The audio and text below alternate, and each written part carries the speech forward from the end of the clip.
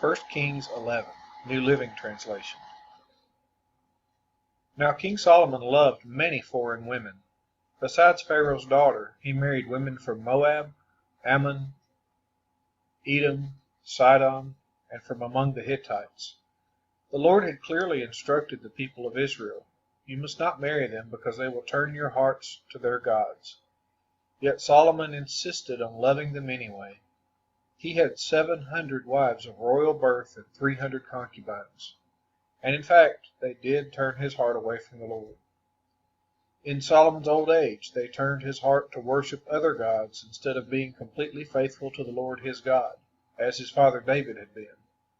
Solomon worshipped Ashtoreth, the goddess of the Sidonians, and Molech, the detestable god of the Ammonites. In this way, Solomon did what was evil in the Lord's sight. He refused to follow the Lord completely, as his father David had done. On the Mount of Olives, east of Jerusalem, he even built a pagan shrine for Chemosh, the detestable god of Moab, and another for Molech, the detestable god of the Ammonites. Solomon built such shrines for all his foreign wives to use for burning incense and sacrificing to their gods. The Lord was very angry with Solomon, for his heart had turned away from the Lord, the God of Israel, who had appeared to him twice. He had warned Solomon specifically about worshiping other gods, but Solomon did not listen to the Lord's command. So now the Lord said to him, "Since you have not kept my covenant and have disobeyed my decrees, I will surely tear the kingdom away from you and give it to one of your servants. But for the sake of your father David, I will not do this while you are still alive. I will take the kingdom away from your son, and even so, I will not take away the entire kingdom. I will let him be king of one tribe for the sake of my servant David, and for the sake of Jerusalem, my chosen city." Then the Lord raised up Hadad the Edomite, a member of Edom's royal family, to be Solomon's adversary. Years before, David had defeated Edom. Joab, his army commander, had stayed to bury some of the Israelite soldiers who had died in battle. While there, they killed every male in Edom. Joab and the army of Israel had stayed there for 6 months, killing them. But Hadad and a few of his father's royal officials escaped and headed for Egypt. Hadad was just a boy at the time. They set out from Midian and went to Paran, where others joined them. Then they traveled to Egypt and went to Pharaoh, who gave them a home, food, and some land. Pharaoh grew very fond of Hadad, and he gave him his wife's sister in marriage, the sister of Queen Tahpenes. She bore him a son named Genubath. Tahpenes raised him in Pharaoh's palace among Pharaoh's own sons.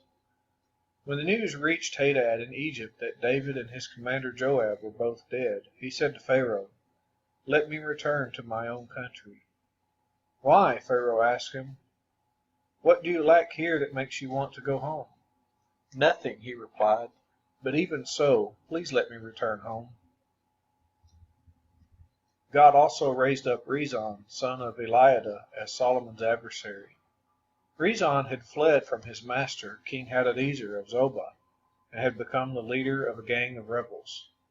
After David conquered Hadadezer, Rezon and his men fled to Damascus, where he became king. Rezon was Israel's bitter adversary for the rest of Solomon's reign, and he made trouble just as Hadad did. Rezon hated Israel intensely and continued to reign in Aram. Another rebel leader was Jeroboam, son of Nebat, one of Solomon's own officials. He came from the town of Zereda in Ephraim, and his mother was Zeruiah, a widow. This is the story behind his rebellion. Solomon was rebuilding the supporting terraces and repairing the walls of the city of his father David. Jeroboam was a very capable young man, and when Solomon saw how industrious he was, he put him in charge of the labor force from the tribes of Ephraim and Manasseh, the descendants of Joseph. One day, as Jeroboam was leaving Jerusalem, the prophet Ahijah from Shiloh met him along the way. Ahijah was wearing a new cloak.